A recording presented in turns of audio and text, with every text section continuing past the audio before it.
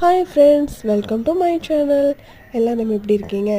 அதுக்கு முன்னாடி உங்களுக்கு இனிய பொங்கல் நல்வாழ்த்துக்கள். நான் என்ன சொல்ல வரேன்னா, எல்லா வீட்லேயும் இந்த மாதிரி ஒரு வாள் கண்டிப்பாக இருக்கும். எங்கள் வீட்லேயும் இருக்குது.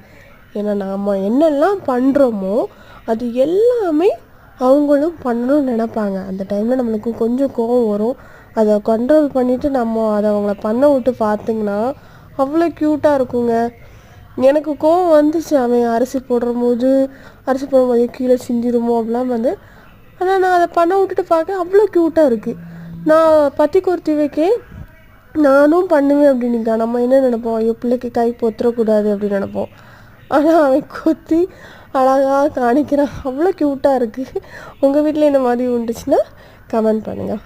பாய். பிடிச்சிருந்தா லைக் பண்ணுங்கள். Bye. Hi friends, welcome to my channel. எல்லாம் நம்ம எப்படி இருக்கீங்க? அதுக்கு முன்னாடி உங்களுக்கு இனிய பொங்கல் நல்வாழ்த்துக்கள். நான் என்ன சொல்ல வரேன்னா,